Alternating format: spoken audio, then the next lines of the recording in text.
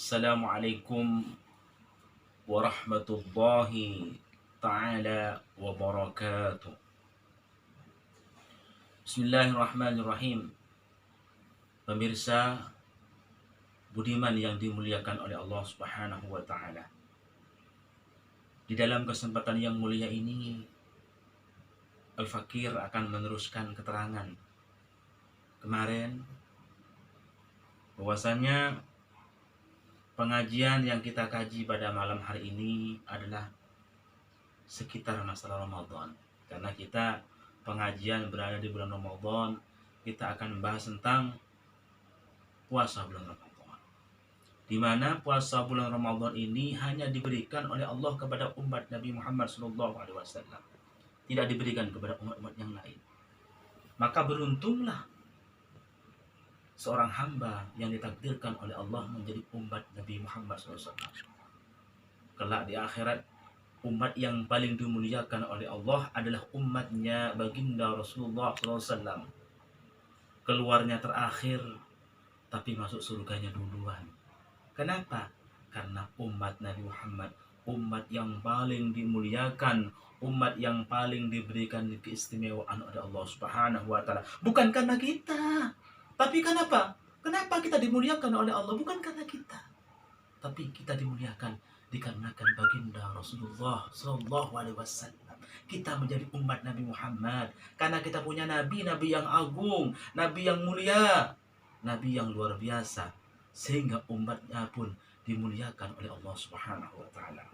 Oleh karena itu, para hadirin wal hadirat, pemirsa budiman dimanapun Anda berada, saya akan menjelaskan tentang hadis Nabi Muhammad SAW, di mana hadis ini sangat unik dan pemahamannya luas sekali. Mudah-mudahan hadis ini memberikan manfaat kepada saya, bil khusus kepada semuanya.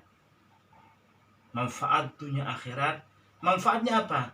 Kita dijadikan oleh Allah dengan barokahnya hadis ini, dengan barokahnya kitab ini, dengan barokahnya pengajian ini, Allah Ta'ala kuatkan iman kita, Allah Ta'ala tingkatkan ketakwaan kita, Allah Ta'ala tambahkan ketaatan kita kepada Allah Subhanahu wa taala, kecintaan kita kepada Allah Subhanahu wa taala, kecintaan kita kepada baginda Rasulullah sallallahu alaihi wasallam. Di mana hadis ini merupakan hadis dan yang diriwayatkan oleh Imam Abu Dawud dan Imam Tirmidzi. Beliau ini mengambil hadis daripada Abdullah bin Umar, yaitu anak daripada Sayyidina Umar. Abdullah bin Umar termasuk orang yang pernah berjumpa dengan Rasulullah, orang yang pernah berkumpul dengan Rasulullah, orang yang pernah melihat Rasulullah, maka disebut sahabat. Dan diantaranya Abdullah bin Umar ini termasuk sahabat, di antara sahabat yang paling banyak hafalan hadisnya, yaitu ada Abdullah bin Umar. Yang pertama yang paling banyak hafalan hadisnya yaitu Abu Hurairah, Siti Aisyah, Ibnu Abbas, dan diantaranya adalah Abdullah bin Umar. Ini termasuk orang yang paling banyak hafalan hadisnya. Di mana baginda Rasulullah SAW, baginda Nabi Muhammad SAW bersabda dalam hadisnya bahwasannya al-jannatu, kata Rasulullah, al-jannatu mustaqatun ila arba'ati nafarin. Surga itu sangat merindukan kepada 4 golongan. Jadi surga pingin dimasukin, pingin dihuni, pingin didudukin oleh 4 golongan. Mudah-mudahan kita masuk pada golongan 4 ini. Dan kita semua dengan ridhonya Allah, dengan rahmat Allah, kita ditakdirkan oleh Allah Subhanahu wa ta'ala menjadi 4 golongan ini, sehingga kita diridhoi oleh Allah untuk masuk ke dalam surganya Allah bersama baginda Rasulullah sallallahu alaihi wasallam. Ada 4 golongan, kata Rasulullah, yang sangat dirindukan oleh surga. Biasanya orang itu pingin masuk surga, ini kebalik, surganya pingin didudukin oleh 4 golongan ini. Yang pertama, kata Rasulullah SAW, orang yang sangat dirindukan surga, orang yang diharapkan surga dihuni, yang pertama adalah talil Quran. Orang yang senang baca Al-Quran, orang yang istiqomah membaca Al-Quran, orang yang mau berteman dengan Al-Quran, orang yang istiqomah belajar Al-Quran. Di mana kata Rasulullah SAW, khairun nas khairukum, kata Rasulullah, khairukum man ta'allama al-Qur'ana wa 'allamahu. Yang terbaik, artinya orang yang terbaik di antara kalian adalah orang yang mau belajar Al-Quran dan mau mengajarkan Al-Quran. Ini merupakan hamba yang paling baik adalah orang yang mau belajar Al-Quran dan mau mengajarkan Al-Quran. Karena orang yang gemar membaca Al-Quran, orang yang senang dengan Al-Quran, ini termasuk orang yang sangat dirindukan oleh surga. Oleh karena itu baca Al-Quran. Jangan sampai putus dengan Al-Quran. Jangan sampai menjauh dengan Al-Quran. Tapi bacalah Al-Quran meskipun kamu tidak tahu artinya. Lebih-lebih kita belajar Al-Quran sambil kita belajar artinya. Dengan tahu artinya kita menambah kekhusyuan kita. Menambah kita ketakutan kepada Allah. Menambah kita ketaatan kepada Allah Subhanahu wa ta'ala. Menambah kita saking cinta. Menambah kecintaan kita kepada Allah Subhanahu wa ta'ala. Oleh karena itu belajarlah Al-Quran. Di mana mobil khusus anak-anak kita didik dengan agama, kita didik dengan Al-Quran. Rasulullah bersabda dalam hadisnya bahwasanya adzibu auladakum, didiklah anak kalian, diantaranya adalah bihifdzil Quran, didik anakmu agar supaya bisa menjaga Al-Quran, bisa menghafal Al-Quran, bisa belajar Al-Quran, karena Al-Quran itulah yang bisa memecahkan segala masalah. Solusi seberat apapun, kalau kita membaca Al-Quran, insya Allah urusan kita dimudahkan oleh Allah Subhanahu wa ta'ala. Oleh karena itu belajar Al-Quran. Di mana Rasulullah SAW bersabda dalam hadisnya, taraktu lakum nasihatain. Aku akan tinggalkan kepada kalian dua nasihat. Cukup bagi kalian nasihat, dua nasihat ini. Yang pertama, nasihat pertama kata Rasulullah SAW adalah nasihat yang pandai berbicara. Yang kedua, nasihat yang tidak ada suaranya, tidak bisa berbicara. Nasihat yang diam-diam saja, tapi bisa memberikan nasihat kepada kita. Yang pertama, Rasulullah menjelaskan bahwasanya nasihat yang pandai berbicara ini yaitu adalah Al-Quran. Intinya bagaimana? Solusi seberat apapun, masalah seberat apapun, itu solusinya ada di Al-Quran. Maka kata Rasulullah SAW, ad-dawa isnani, obat itu ada dua. Di antaranya adalah Al-Quran. Sakit hati kamu, buntu pikiran kamu, sumpah pikiran kamu, rezekinya berat, artinya apa? Sulit untuk mencari rezeki. Maka ada solusinya, ada obatnya. Obatilah segala penyakitmu, yaitu dengan Al-Quran. Al-Quran ini merupakan obat dari segala penyakit. Kalau kita ingin lancar rezekinya kita, dilancarkan oleh Allah rezeki kita, maka jangan putus dengan Al-Quranul Karim. Insya Allah kita akan diberikan kemudahan oleh Allah Subhanahu wa ta'ala.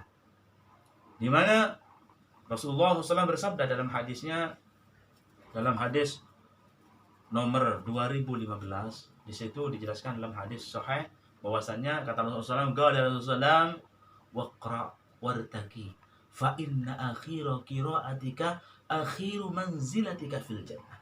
Bacalah Al-Quran. Kenapa? Karena akhir dari bacaan Quranmu adalah akhir daripada kedudukanmu dalam surga. Intinya bagaimana?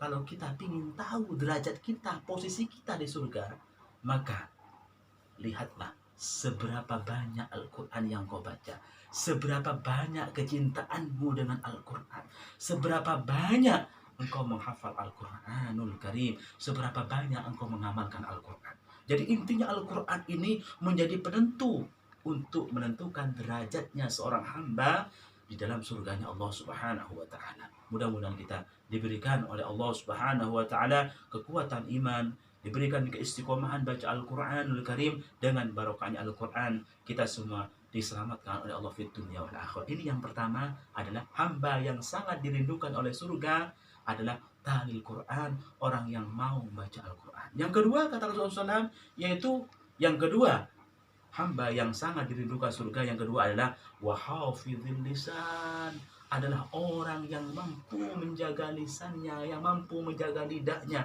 dari perkataan kotor, dari perkataan yang tidak ada gunanya, mencegah mulutnya untuk berdusta, mencegah mulutnya untuk menggunjing orang lain, mencegah mulutnya untuk memfitnah orang-orang lain. Dan orang yang mampu menjaga lisannya, maka orang tersebut akan dirindukan oleh surga. Artinya surga ridho, mau dihuni, ditempati, dimasuki orang yang mampu menjaga lidahnya. Sebab kata Rasulullah SAW, salamatul insan fi hifdzil lisan. Keselamatan manusia itu tergantung di dalam menjaga lidahnya. Kalau lidahnya tidak bisa dijaga, maka orang tersebut akan celaka. Maka bagaimana langkahnya kalau kita tidak bisa berbicara bagus, kata Rasulullah SAW.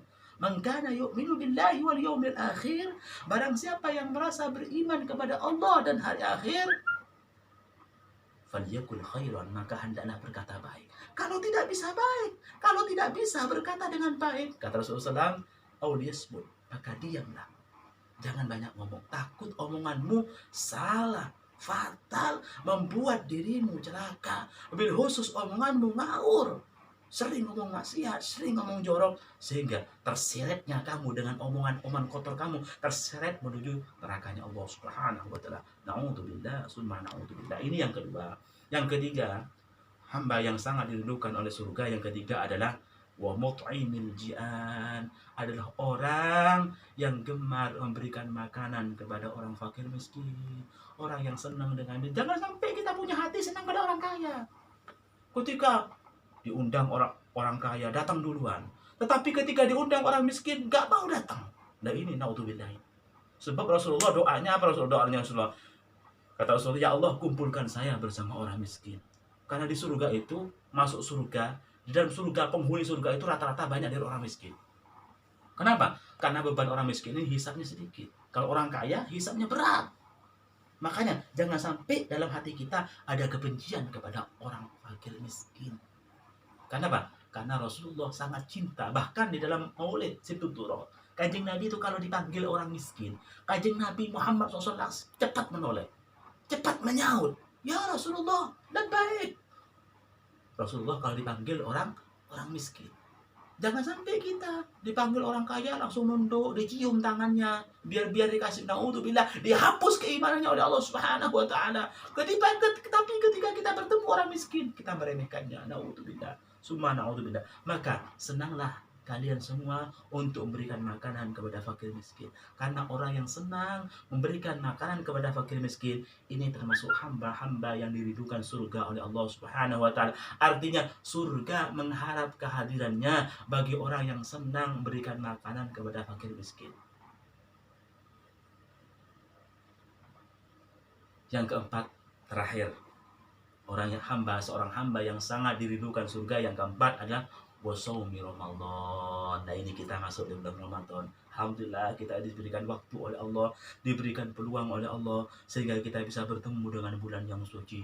Syahrul azim, syahrul kabir, ja'a bil ghufran, yaitu syahrul Ramadan. Maka perbanyak di bulan Ramadan ini, di bulan puasa ini, banyak kita mengharap ampunan Allah.